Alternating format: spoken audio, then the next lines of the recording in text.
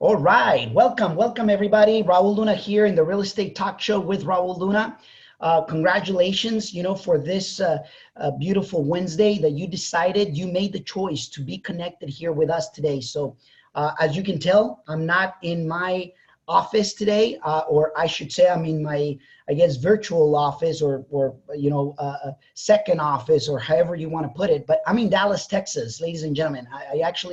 We traveled here for a full week. We're actually meeting, we're doing for, educational purposes, as well as meeting some of the partners that we've invested on 181 units and many other projects. But we want to, come out here and check them out for the very first time, as well as being able to, connect with other people, okay? Build connections, build relationships, and continue to build, and enhance the people's lives 180 degrees. So for the ones that don't know me, my name is Raul Luna, and I'm actually in Dallas, Texas today, transmitting live, and I want to welcome you. I'm going to be sharing today something very, very powerful, okay? And then we're going to have a, session of questions and answers towards the end, okay? But what we're going to be covering, ladies and gentlemen, it's about how to buy at the right price. It seems like a lot of people, even the experienced people, especially, the new ones, it's interesting because I often see it. It's almost a repetition that it's interesting to see that, they have a hard time. Actually, if you can turn the AC on, because I don't know about you, but I feel a little bit warm.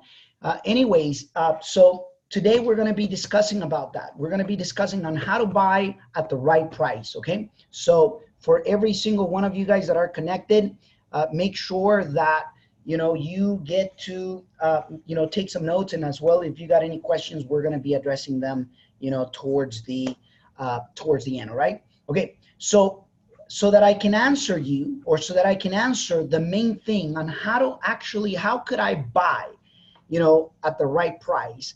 Before I get started, I want to make sure that we set the tone.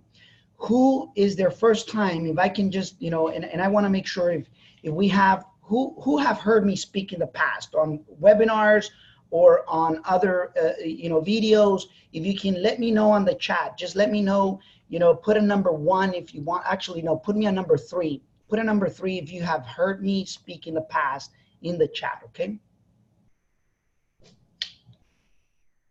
If you have heard me, if you've connected in the past via webinar, put me a number 3 there.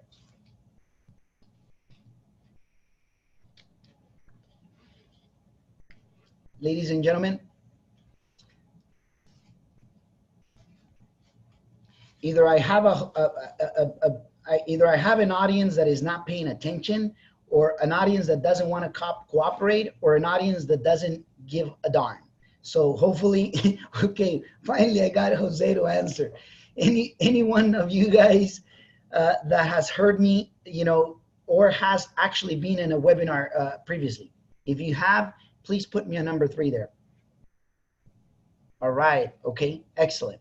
All right, and why is it important? Ladies and gentlemen, understand this thing, okay? I want you to understand that how you cooperate, I can only feed off of your energy.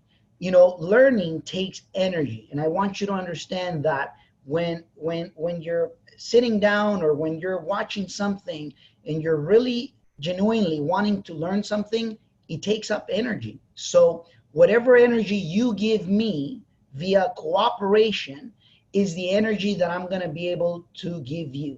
So if you don't cooperate with me and we don't make it interactive, don't expect maybe to have a epiphany moment, or maybe don't expect that I'm going to be able to deliver, what you probably came for. So just make sure that you become cooperative. If I make a question, whatever energy that you bring, that you put out, is the energy that you're going to get back. Okay. So it's really a reflection of who we are, of how we play, if we're all in. All right. So anyways, let's go ahead and get started. Before I can show you how to buy at the right price, ladies and gentlemen, there's few things that I want you to pay close attention.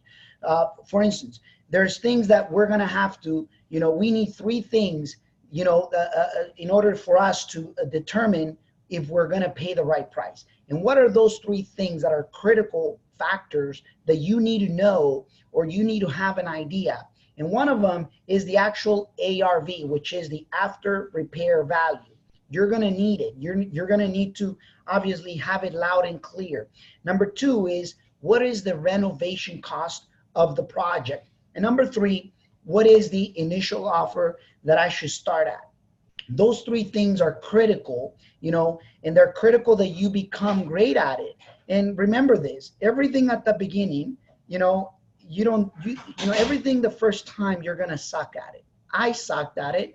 I remember the very first time that I started doing offers, the very first time that I started searching for deals, the very first time that I started doing things, I wasn't the greatest at it. But I want you to remember this. I think it was Zig Ziglar that said it. Mr. Zig Ziglar said, you don't need to be great in order to start, but you do need to start in order to become great. So just understand that, okay? Because I think that often enough we get paralyzed or we don't take the necessary action. But in order for us to start buying at the right price, you're going to need to know what the ARV for that property is, what the cost of renovation, and what the initial offer should be. Now, I want to pre-warn you. The ARV, the after repaired value, it's after you've done all the renovation or the value add to that specific property, and we're going to be talking in terms of, single family home or, all the way up to 4-unit buildings. Okay. And understand this, the ARV, the value of a property, is pretty subjective. Why is it subjective? Because if you ask 10 different investors, you're going to get 10 different answers. If you ask 10 different real estate agents, you're going to get 10 different, answers as well. Now, what I've learned is, what is the value of a property? In simple terms, the value of a property is what the market is willing to pay at that moment in time that the property is going into the market. Who's the market? The buyers. Whatever a willing buyer, okay? Whatever a willing buyer that it's a free buyer, meaning he is deciding by his own choice and freedom, is willing to pay, that's what is worth. So you and I can literally argue about this, of what an ARV is, and ultimately an ARV is nothing more than what you believe. It's a close estimate of what you believe a willing buyer is willing to pay in the open market. How do we arrive at the ARV? Many different factors. But I just wanted it to point out that in order for us to find out if we're paying the right price, those are the three criteria that we're going to need to know and to get it as close as we can. Doesn't have to be perfect at the beginning, but you do need to bring it as close as possible. And we're going to be discussing about that. Now, again, how to buy at the right price. For the sake of this, conversation here today, there's nothing there's nothing at the right price. Once again, if the market wants to pay $1 million for a property that, should only be selling for $750,000, well, so be it. That's what the willing buyer was willing to pay at that time for whatever reason. So, but for purposes of making sure that how do we arrive at that, we're going to have to look at past data, at data that shows you what has happened in the past, which is the sold properties. Okay. Now, another thing that I want to cover is, before I cover what is it that is going to take you to pay the right price as a real estate investor, or how to pay at the right price, or how to buy at the right price, I first want to cover the 6 things that is not going to get you to the right price, that is not going to get you to buy at the right price. Why? Because if you understand those, then you'll understand how to buy at the right price, okay? And the right price is a formula that I use that has served me really, really well. When I break that formula, usually, if I don't understand certain factors, I end up paying the price in a very expensive way. Now, I'm not saying that the formula is the only formula on earth, and it can't be, obviously, and there's no exceptions to the rule. There's always an exception. But let me first share the 6 things that are not going to get you to buy at the right price. Number 1 and I prepare them precisely to share them with you. Okay, number one is when you buy out of emotion instead of investing out of numbers. Okay, when you invest out of emotions and you don't pay attention to the numbers, you're going to get caught. That's the wrong way. That will not get you to buy at the right price, by the way. Okay, and I know you've heard it, but oftentimes hearing and not respecting what you heard can actually hurt you. I've seen it over and over because we either got the ARV incorrectly, we either got the renovation incorrectly, and we either got, a very strong position emotionally of why I'm right and somebody else is wrong, and or why is it that I fall in love about this property that and I want to make it work because I know that this is the type of property that I would even want to live in. And when I hear those type of things, usually it's signs of trouble if you don't know what you're doing. The second thing that is not going to get you to buy at the right price is when you actually force the deal. I've seen it oftentimes over and over from experienced and non-experienced people when they say, I'm going to buy the deal. And I've heard it from people that are actually constructors themselves. When they say, I'll do the work and, I don't have to pay myself. I don't have to pay my labor because I know how to do the work. That is a big mistake, ladies and gentlemen. That is definitely a way to force the deal so that you can pay a higher price. And then you end up not paying yourself for the labor, in the midst of wanting to make the deal happen. I used to force the deals. I was the emotional buyer at one point. What I'm sharing here today is out of experience. I don't know if you know me well enough, but my first decade, I messed it up really bad. I mean, bad. I went through foreclosure. I lost my license. I lost on deals. I partnered up with the wrong people. I mean, trust me, I banged my head on the wall. And I'm not sharing this to scare you off. I'm sharing this because I want you to understand that I have paid my dues, and what I'm sharing is precisely what is not going to get you to buy it at the right price, which means all you got to do is the reversal of it. And guess what? All you got to do is 180 degrees of what I'm sharing, and bingo, is going to get you into the right direction. So forcing the deal, forcing the deal by willing to take a skinny deal, by doing some of the work yourself and not getting paid, by not getting paid during the process if you're doing the work, whether it's physical work or administrative work, which oftentimes I see that on experienced and unexperienced people. Okay, number three, okay, not knowing the area. When you don't know the area that you're investing, trust me, it's not going to get you the best deal. And I can tell you why. Let's just say that you're investing in an area that you don't know that it's a secondary market, as an example. And, while you're getting a really good deal in the surface, you don't know that a secondary market, it takes you longer to sell. It's a very completely different buyer pool of prospects. It's a completely different, game. Well, guess what? Maybe the area is extremely hot, not knowing that certain sections of the city or communities of the city are extremely hot, that you're able to actually be a slightly much more competitive. Well, not knowing the area is not going to help you buy at the right price. That's why it's important to understand that, right? Now, it's dramatically important to understand that, okay? Now, number four, it's when you evaluate in a very optimistic way. Evaluating on a very optimistic way, ladies and gentlemen, is not going to buy you the right price, okay? I've seen it. I've seen it with my fellow friends, real estate agents. And this is not to talk about, bad about them, but let's be realistic. Not every real estate agent is created equal. And for the most part, if they're trying to get a listing, they're always going to, sellers always wants to use the highest comparable, and they always say that their property is better than the highest comparable. And then listing agents or real estate agents in general, they usually do comparables very optimistically.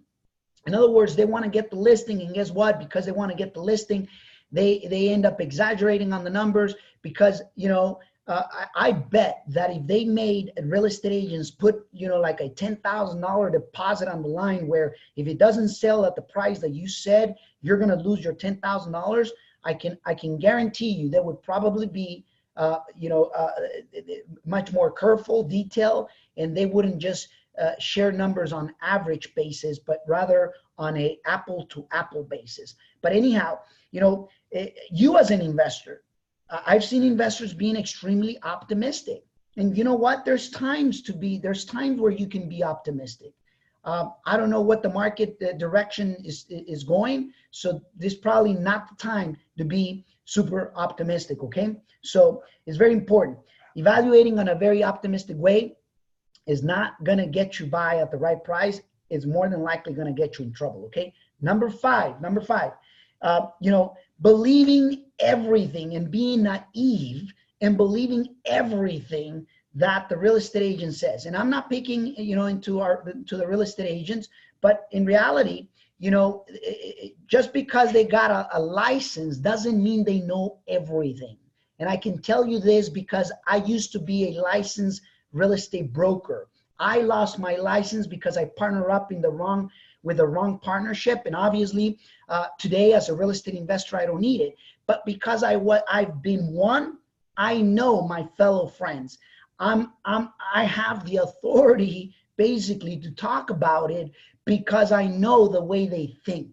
The reason why I know, I've been one of them, I know, therefore I can tell you that you got to trust, but you got to verify.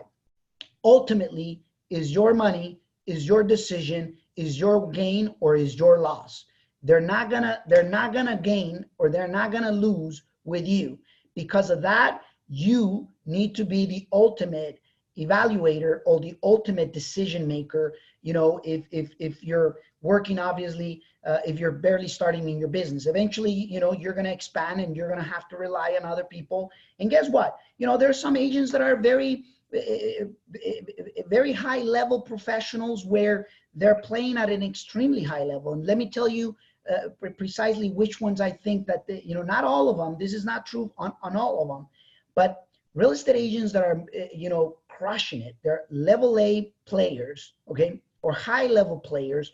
And to me, a high level player is one that it specializes on a very specific area, that is doing probably, millions of dollars in commission. Usually they have a very good grasp of an area and they can tell you. Usually they're not going to be optimistic. It reminds me of the story on one of the properties that I did on a secondary market on a real estate agent. It's funny. And I can tell you this once again from experience. I was looking to hire, listen to this. I was looking to hire a real estate agent for one of our properties that we had in Carmel, California. And it was interesting enough. I interviewed about 4 or 5 real estate agents. And, out of the 5 agents that we interviewed, 4 of them were not high level performers. They're good people. They have a good intention, but, beyond the good intention, at the end of the day, they even people with great intentions have limitations. And everybody was telling me your property is worth 2.6, 2.7, 2.5. Oh, you could sell it for that.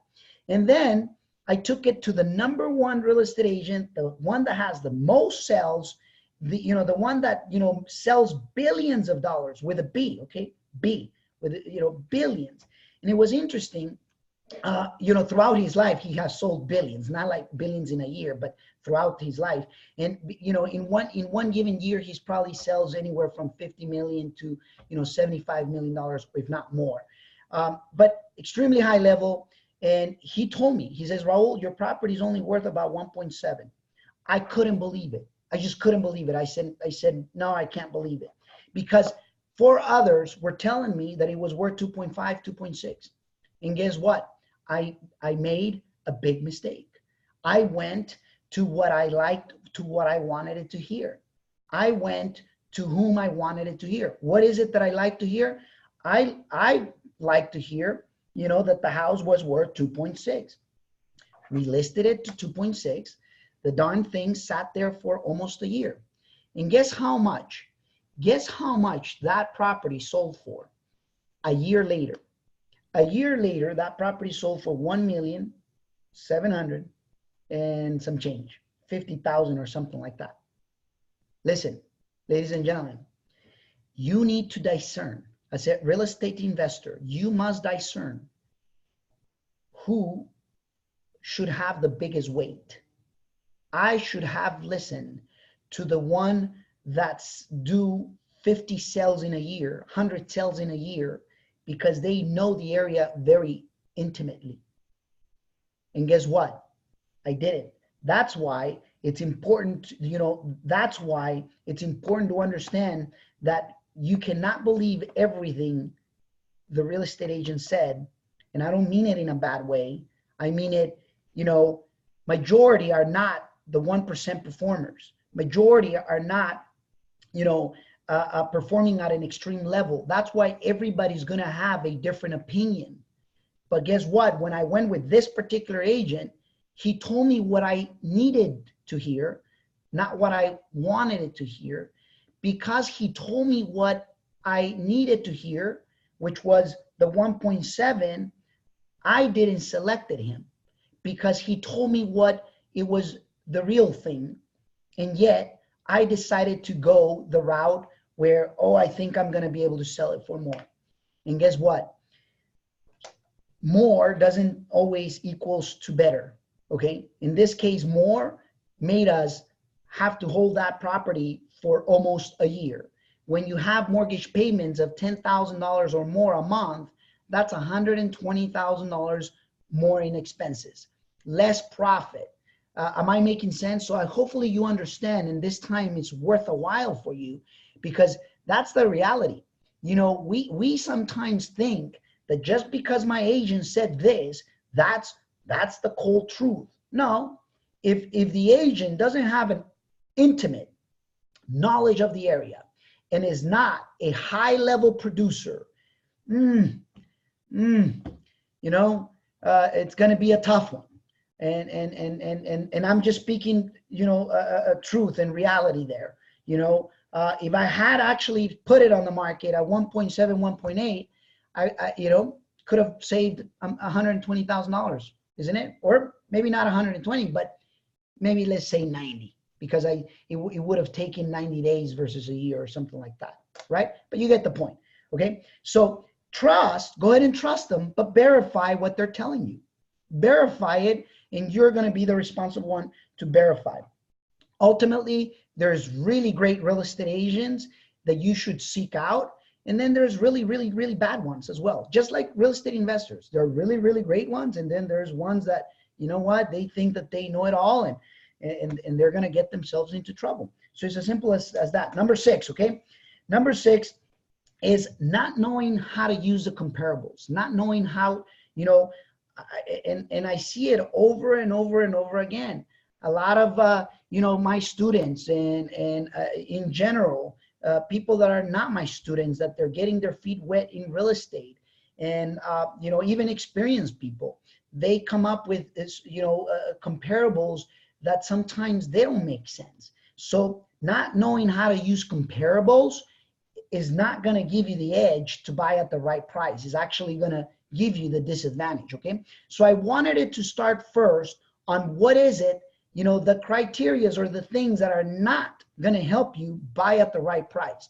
But if you do the opposite, as an example, if you buy through strategy and numbers instead of emotion, that's going to help you buy at the right price. If you actually don't force the deal, in other words, make more offers. The only reason why people force deals is because they have a very poor pipeline. They have a very poor lead flow coming through their pipeline.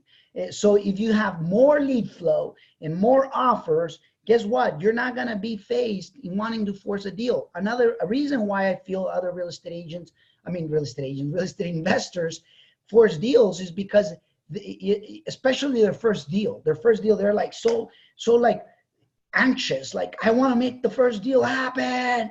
And they feel like if they make the first deal happen, they're going to be able to tell the world, trust me, when the first deal comes into it and it happens to be a great deal, Let it be a great deal so that you can brag about it, about how much money you made, not forcing it, because forcing it and you lose money on your first deal, guess what? It's a punch in your face. I've seen it. I've seen it. Okay. So it's important. So not forcing it, it's going to get you the right deal. Let me tell you what's going to get you the right deal, or buy it at the right price. Knowing intimately your area that you want to invest in, it's going to get you the right price as well. Making sure that you evaluate conservatively. All my offers right now, I start them at 70%, okay, of the ARV minus the repairs. That is what I call the IO. That is the formula that I use. 70% minus the repairs. If the properties are on areas where the ARV of the property is $200,000 or less, I'm going to start the offer at 60 to 65% of the ARV minus the repairs. So ARV could be here, $200,000 as an example. 60 to 65% is here, minus the repairs is here. So this is where I initially begin my offer. Why? Because on properties that have values less than 200,000, the profit margin is, even though on percentage is high, on dollar scale is quite low. And I can tell you this from experience. So, but in general, 70%, the ARV is here, 70% minus repairs. This is where you want to start the offer at, okay? That's the IO, initial offer. Okay, so now also take in mind, in order to know how to buy at the right price, I already told you the 6 items or the 6 things that you obviously need to be aware of, as evaluating conservatively, as believe the real estate agents, but verify. Trust them, but verify. Don't take it as they know it all, because I can guarantee you that a certificate does not guarantee you that they know it all. I've had a lot of certificates and I don't need to show them, because the results speak louder than a certificate. If someone is playing at a high level and I know what they're doing, they will have a much stronger influence over my decision making than someone that does, few deals, throughout the year. Okay. And number 6, make sure that you learn how to use the comparables. Make sure that you become great at, okay, how is it that, I compare a house of a 2-bedroom, 1-bath with a 3-bedroom, 2-bath. Well, you got to deduct for the 1 bedroom and deduct for the bathroom. You got to make sure that you're paying attention to the character of the house, to the distance of the comparables. You got to pay attention to the bedroom count, to the bathroom count, to the square footage numbers, through the how big the lot is, the location. You got to pay attention to whether it does it have an open floor plan, does not, is it fixed? If it's not, if it's 2-story, 1-story, how long ago did the solds happen? Usually I want to keep them within 3 months, especially on an uncertain market. The season of the year, October, November, December usually are not the so great of the months of the year to be selling. So you got to plan all that. It's like, this reminds me when I was studying to become a pilot, in the Sierra Academy of Aeronautics, right on the Oakland airport. I did, I served there for about a year, and it was interesting because I was a year, full in on learning how to become a pilot. And I did my solo on the Cessna 172, 152s, and I was going the corporate direction of becoming a commercial pilot one day. Thank God that I didn't finish. But it reminds me that real estate is much like flying an airplane. The only thing is here, you're flying your own freedom. You're flying the machine of freedom. Over there, you're flying the machine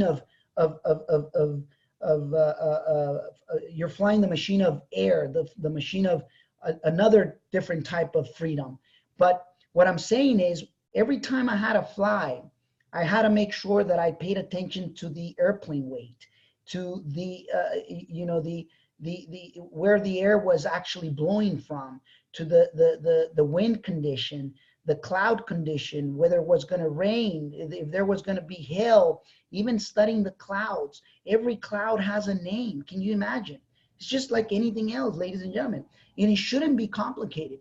If you actually discipline yourself to learn what I'm sharing, and you become a part of, you know, the weekly real estate talk show here with me, and get connected into social media, go to levelupnowacademy.com. I got a real estate in English, a real estate academy in English that you can learn basically what I'm teaching you right now. As a matter of fact, you can get connected. And I know that some of you guys are already students and have already been a part of it. Congratulations. But I'm talking to the ones that haven't.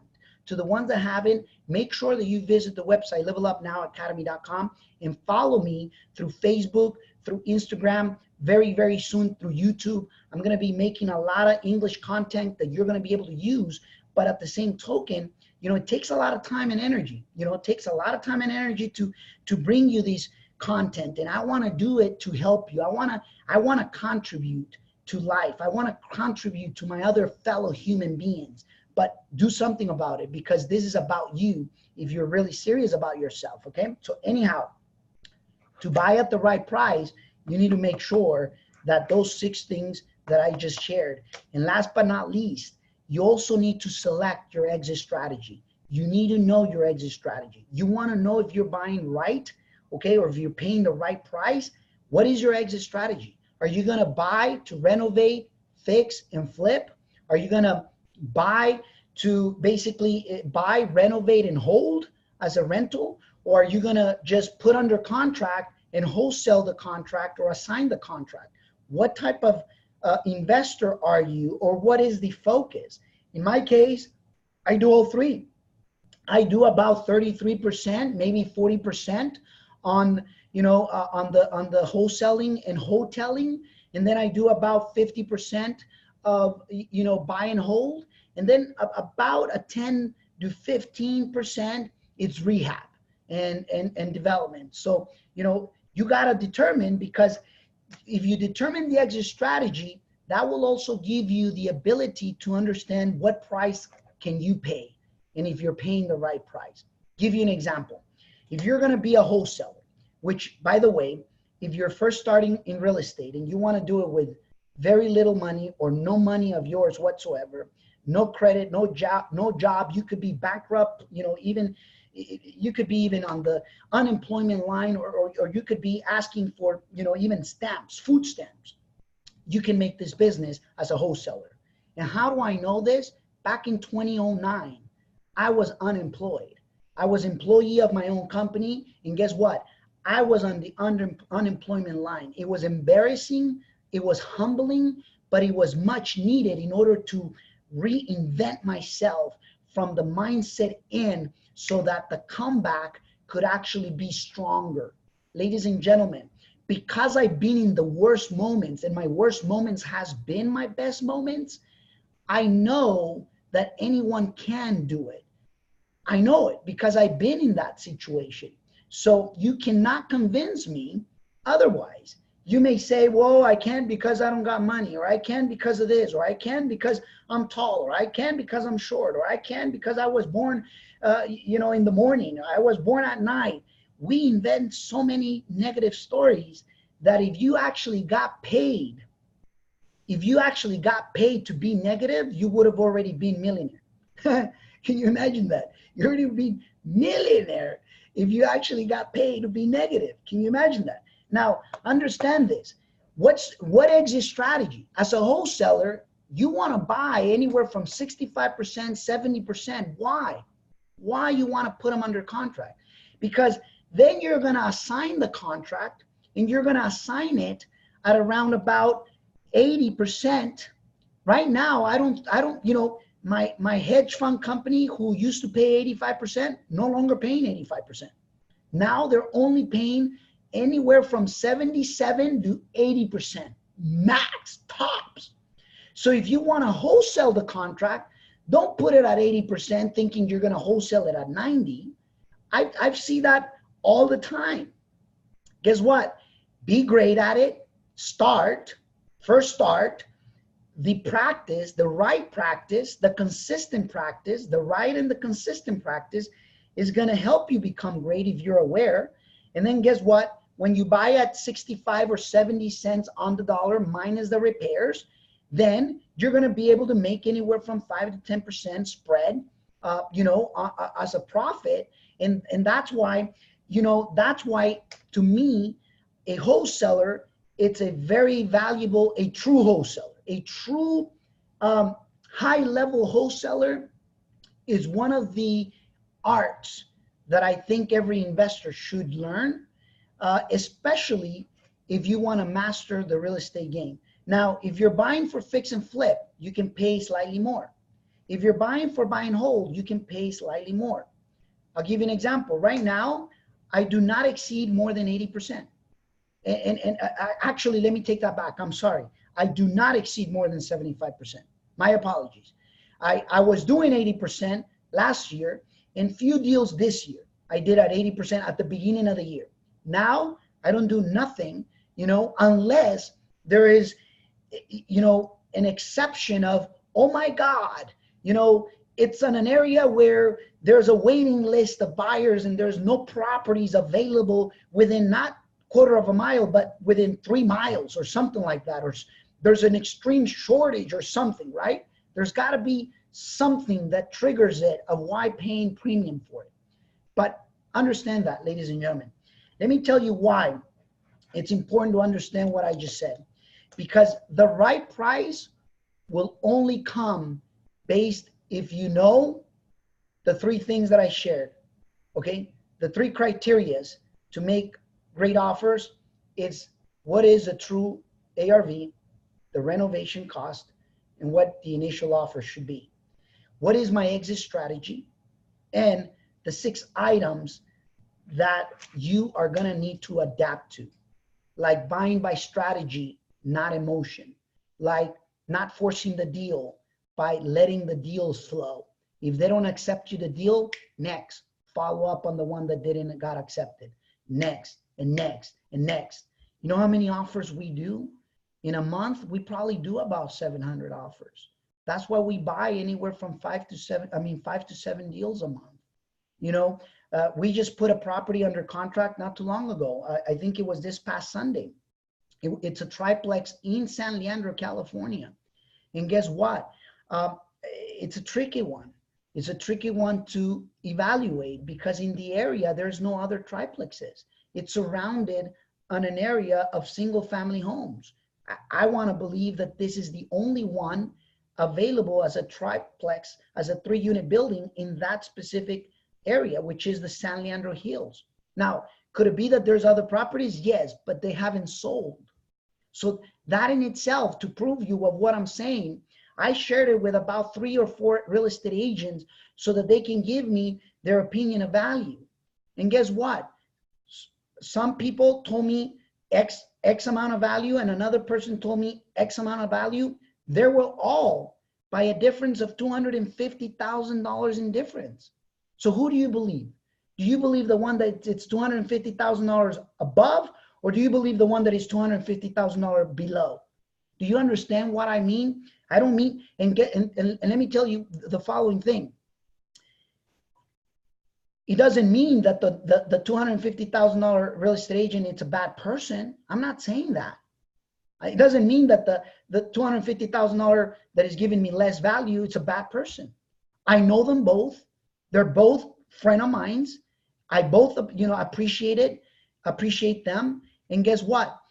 But do you understand why it's a very subjective thing? And ultimately, as an investor, you're going to have to mitigate the risk of what is the true ARV of that property. Guess what? We'll know it. We'll know it. And I'm grateful for both of them. But at the same time, you can't blame them. You can't blame them. Stop blaming others for your results. Stop blaming, anybody for your results. I don't blame, I stopped blaming real estate agents. I used to blame them. Not anymore. You know why? Because at the end of the day, it is you, my friend, that is going to have to call the shots. Okay? When you let somebody else call the shots, it's okay. Just understand that it's going to fall in your shoulders anyways. It's going to fall in your shoulders anyways. Okay, so anyhow, we're going to start into questions and answers. If there's any questions, this is the time before we wrap up. Just let me know if there's any questions. Okay, what is a secondary market? Santos, secondary market is markets where people buy second homes. In other words, you could usually they're near the beaches. Like for instance, Carmel, California is a secondary market. There's other places. I'm pretty sure, like name them. There's people here on the chat that can help me with secondary markets. But a secondary market is a vacation destination. It's like if you were to go to Los Cabos, as an example, it's a secondary market. People don't buy homes there because they plan to move there, and because jobs are moving there, companies are moving there, and because it's a metro area, or it's where jobs are flourishing. It's really a second home. So a second home destination is a different type of buyer, usually takes longer to sell. The finishes are high quality, and the buyers are usually pickier because they got choices, that they can choose from. Okay. So anyways, the second question comes from Mr. Bob. How do I find the number one agent in the area? Similar. How do you learn the number one of sales of an agent? Well, great question, Mr. Bob. The way that I do it is basically you could do it a couple of ways. Number one, you will go to redfin.com and then start seeing, go to all the actives, and you could either pay somebody to do this or you could do it yourself. And then collect the data from every agent, collect the data from every agent, listing agent, and then you'll be able to, see, okay, if you see 10 names, 10 listings on one person, well, that doesn't guarantee you that he's the top. But when you see one person, one real estate agent or one listing agent in one area with multiple listings, that's someone that you want to communicate. That's one way, okay? And the second way, if you have a real estate agent friend or real estate broker friend, they usually can get, from the MLS, who are the highest ranking of agents in that specific area. And then you want to get the top 3 or the top 2 or the top, and then you want to obviously interview them. I've made the mistake of not doing that. Now I know better. Now I do it. But before I didn't. And usually, and once again, very subjective.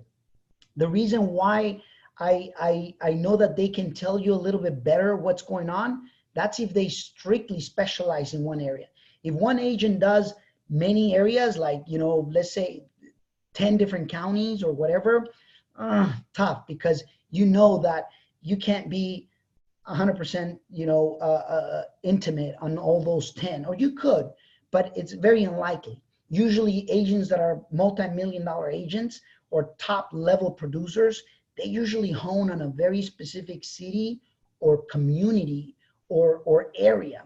So the best way is like, either through a real estate agent or real estate broker, or through, doing it manually, online. So how do you make comps from a duplex when my comps are just 3 bedrooms, 1 bath?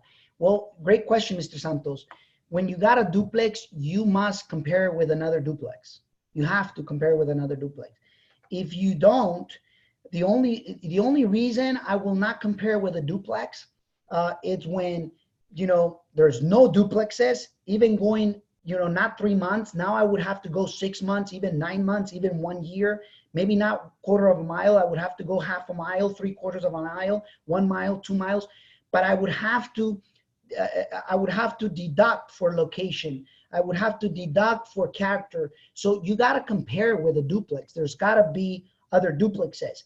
And only until then, if I don't find anything, then I gotta make a sort of like a guess. Is it more valuable a duplex, or is it more valuable a house? If the house is much more valuable, now I'm thinking, can I convert the duplex into a house? Or, if the duplex is much more valuable, then I may use the house as a base. But it's subjective. Once again, my best suggestion is get other duplexes. And they're usually they are. Like the triplex in San Leandro that I was having challenges, basically was a challenging subject. You know, you got to go outside. You got to go further outside. You got to do a lot of things. But I'm pretty sure there's going to be duplexes is a much more easier one to find, than triplexes, fourplexes, and things like that. All right. Okay. So Raul, do we have to make sure title are clear before wholesaling it? What is the, what are there, what if there's liens on title? Can we still wholesale it? Do you think we should invest out of state? California so expensive? Tang, awesome, man. You freaking put there like, 10,000 questions, and I'm just kidding, right? I'm just playing with you. Yeah, what I do, I first make sure before I'm going to wholesale, and this is basically what I do. I make sure the title is clean before I even market it. Why? Because it has happened to me where I've had to unwind the wholesale because I assigned an agreement on an unclear title. So, just understand, I prefer to wholesale in my case once I know that the title is clear. And usually, you got to open escrow, you got to send your deposit, and you got to obviously wait for the preliminary title report. Once the preliminary title report gets, the title tells you, yep, it's clear, then go straight ahead. All right. So that answers your first one. What if there's liens on the title? Yep. If there's liens on title, you either work them out and get it cleared, or sometimes they're very sophisticated buyers, very savvy buyers. I've sold properties, but you got to disclose it. You got to tell them straight out. If you know about it, you got to tell them full out. Hey, you want to take it with his liens? I've had people that have actually taken with those with liens like that, where usually there are violation liens, or usually there are liens that are easy to remove because something needs to be corrected. That through the normal renovation, anyways, was gonna get corrected. So can we still wholesale? You can still wholesale it, but you just got to be obviously transparent about it. Do you think we should, invest out of state? Well, it depends. I mean, I am. That's one of the reasons why I'm actually here in Texas today. But it doesn't mean that California is going to be defunct and you shouldn't do anything in California anymore. I think California is still a great market. I think it will continue to be. Is really just, just don't let the higher numbers scare you. Just learn and discipline yourself to buy right. If you buy right, then the high number market shouldn't be all that of a concern. Okay, San Francisco prices go down. I don't know if that's a question. San Francisco prices, Lana, go down. Well, I think that it depends on the area, ladies and gentlemen. San Francisco is one of the areas that I read probably a couple weeks ago, 2-3 weeks ago, that is one of the markets that has sustained really, really well. One of the more of a sustainable market. Whether that's true or not, that's very subjective, because it's the opinion of a journalist that I don't know if he's really well vested into the area, or I don't know where they got that info. What I can tell you though, I do have several projects in San Francisco, and I've seen strength in San Francisco. I've noticed strength. How do I know that? We've actually sold several properties. We've bought several properties this year. And ultimately, lately, we sold a property for $2.1 million. And like this, it took us, a couple days and it was gone. Minded, they're fixers, right? And we're about to do another one right here soon in San Francisco. So are they going down? I think October, November, December, it's where they kind of have a small dip, and it's more like a moment of the market breathing. But it could well be that February, March, April, May, June of next year, and I don't know that to be certain, but it could well be that, we will see again a sense of new oxygen coming in through the market. So it's objective. It's, is it coming down? Could be. All I can do is gauge it by my own properties, and that tells me a lot. So I gauge them through that, and so far it's been good. It's been a good market. Okay. If all of the homes in the area, says Tia, if all of the homes in the area are SFR and the one home in the area you have locked up is a mobile home on a brick foundation with land, what do you do? I haven't been able to find anything that matches. Great question. Great question, by the way. What I would do personally, I would find out, I would look out and see how much more desirable is an actual house versus a mobile home that is sitting on a permanent foundation. How much more? That's one question that I would need to ask myself. Second thing is, can the mobile home be renovated so that it looks like a normal home? Yes, you still have to disclose at the time of the sale. But remember, if you could actually make it look like a real home, that could be an option. And I will still discount it. How much? It's going to be a guesstimate, ladies and gentlemen. How much will you discount it? I don't know. It could be 20%, 30%, 40%. I truly don't know. Now, that I would discount it at the time of purchase. At the time of sale, I'm going to attempt to sell it slightly under than what the other ones sell, you know, and as a matter of fact, I'm doing one of those, Tia. I'm actually about to do one of those in the Santa Cruz area, one of the last ones that I have to basically be creative in order for me to get that deal to thrive. Okay, and I'm actually doing a actual manufactured home. It's not a mobile home, but this one is an actual manufactured home, brand new. I'm installing it brand spanking new with a permanent foundation, and I'm gonna put it on the market for slightly less than what a traditional home will sell for. Now, is it gonna sell? I don't know. Honestly, I don't know. Market will tell you, but I can tell you this: I will definitely learn, you know, what that is, and I can guarantee you, if you ask anyone, guess what they're going to tell you? They're going to tell you their own opinion, but ultimately you're going to have to call the shot. Now, what is it that I would do? Something like that, I would definitely discount it. Maybe. That's what I would do. Not necessarily what I'm sharing you to do, but I would discount it about a 20%. Now, that's just out of whatever the other properties are selling for. I will discount it 20%. So that means that if you were going to buy it at 70%, first discount the 20 and then offer the 70 minus the repairs, you know, and that's how I would start it. Have I sold properties like this? Yes, but I bought it so dirt cheap that the market didn't affect it. I'll give you an example. I bought this particular one in Winton, California. It was like for $9,000. And I don't know, I think we sold it for 45. But the market was saying that once it was fully renovated, you could sell that thing for about $150,000. Now, I sold it the same way that I bought it, so therefore I didn't have to experience, you know, that end of the cycle. So if you notice, you know, that is why I say you need to determine what type of investor are you.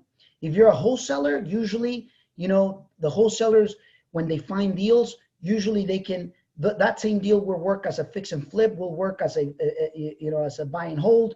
You know, a wholesaler is actually in a really good position. Wholesalers when they're working directly with the sellers or directly to the source, they're actually in a very, very good position, because usually they're buying so low, if they're really great at it, that their deals, you know, can work almost for anything, with the exception of the metro areas like, you know, the San Francisco, the Silicon Valley, boy, I went blank on it, the peninsula area, right? But other than that, to answer your question, Tia, I would discount it certainly. You know, I'm being conservative. I would do 20%. That may be too conservative, may not. So that's the way I would go about it. If you don't plan to dress it up, if you don't plan to make it look like a regular house that blends in with the rest, then I will definitely discount it. I would attempt to buy it at the lowest price possible, because I understand that, you know, that there's uncertainty of not knowing if it's going to match the rest of the properties. There was one like that it was offered to us. As a matter of fact, one of my students brought it, and I told my student, I said, listen, at the price that they want, I'm not in. I said, I'm not interested, because I don't want to find out, the hard way. If they're willing to discount it, I'm interested. And everybody argued that no, it's going to be the same price, and I'm the same price. It will sell at the same price as the rest. I said, you know what? There's things that I do, accept a little higher risks, but when I'm paying premium, I don't want it to be on a mobile home property that it's going to be seen very different by the end consumer. Okay. So what are the marketing methods that you highly suggest, and do you know where to hire experienced cold callers? Great question. Right now, we're doing very heavily PPC online, and we're still strong on 3 areas. It's online, direct mail, and through the network. Networking with people. But we are, being very, very heavy on online, pay per click and Google ads and things like that. And for the cold callers, go to Upwork.com. I mean, the thing is this, pay them well. I do hear all these people saying, hey, when you hire from out of the US, you pay less.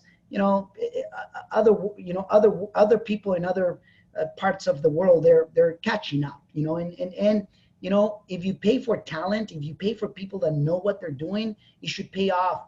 That position shouldn't cost you, should actually make you money. So that's my best advice. Ladies and gentlemen, we are actually here on the hour. So if there's any other question, let's do one more. If not, I want to congratulate you for being here with me today. I trust and I hope that you actually took, some great nuggets that you can put into implementation. And I want to leave you with 3 things. Number 1, that we have every single month, every single 4th Thursday of every month, we have a meetup in the Peninsula area, to be specific, in San Mateo, California. So join us this coming, I think it's on the 25th, if I'm, remembering correctly. Let me check. Yeah, on the 24th, I'm sorry. On October 24th, we're having our meetup, and we're going to be we're going to have a panel of new investors that are freaking crushing it, with very little experience. And you're going to have the opportunity to learn from them. So go ahead and make it happen. You're invited. It's one of those meetups that you are going to take a ton of wisdom and nuggets. There's going to be bombs being dropped there on what you can implement in your business. Okay. And then the second thing, go ahead and follow us on social media, because I'm actually producing content that you could use, basically in your business. Okay. And last but not least, if you're serious about your business, I'm going to invite you to a very special event that we're having in sunny San Diego on the 26th and 27th. I believe it's 26th and 27th. It's actually a Saturday and Sunday. It's called Digital Domination Marketing Event. It's a digital domination marketing event because many people are not using wisely their digital marketing or the digital channels such as, Facebook, LinkedIn, Twitter, Instagram, YouTube. The majority of people that I actually get to experience, majority of real estate investors, real estate agents, and businesses in general, they're truly not dominating that sector. Even though that's where everything is going, we're there already. So if you don't adapt and you don't change and you don't take the moment to actually learn it or hire somebody to do it for you under your supervision or however you want to put it, trust me, you will get behind rather than ahead. And I can tell you that because, 5 years from today is not going to be the same. Real estate will not be the same because technology is disrupting it. Social media is disrupting a lot of things. And, I know that we're so used to the old school, but guess what? Things change and you got to change. Hopefully you can see that level of opportunity right now. We got a very super special, and this will only last until Friday at 11:59 p.m. Friday is the very last day that you're going to be able to attend 2-for-1, which means, you know, your entrance is only $19.95. It's $1,995. But guess what? You can bring a second person, basically. Okay. And this is true for the ones that have already paid. Guess what? That's true for you. And it's also true for the new ones. Okay. For the very new ones that are going to sign up. So for that, just go to bizgrowthmastery.com. B-I-Z, growthmastery.com. bizgrowthmastery.com, and get yourself registered. What you're going to learn there, you're going to learn from 10 different masters that they have a very specific specialty. It's going to be extremely heavy, high level real estate content, because a lot of them come from the real estate background, and they're going to show you how to find properties through LinkedIn. Picture this, how to find great deals through LinkedIn. Many people are using Facebook and they're not using LinkedIn. Or if they're not using Facebook, some people are not using not even Facebook or LinkedIn. So I found deals through social media, through digital marketing, through PPC. I found deals like that. And guess what? A majority of my deals actually sells through those different types of channels. So, you know, hopefully I get to see you there. Congratulations for making it here today. We get to get connected next week, and, you know, go ahead and crush it. Go ahead and make it big, ladies and gentlemen. Put things into action and put things into perspective, and get to see you next Wednesday at 5 p.m. Thank you very much. Have a wonderful one.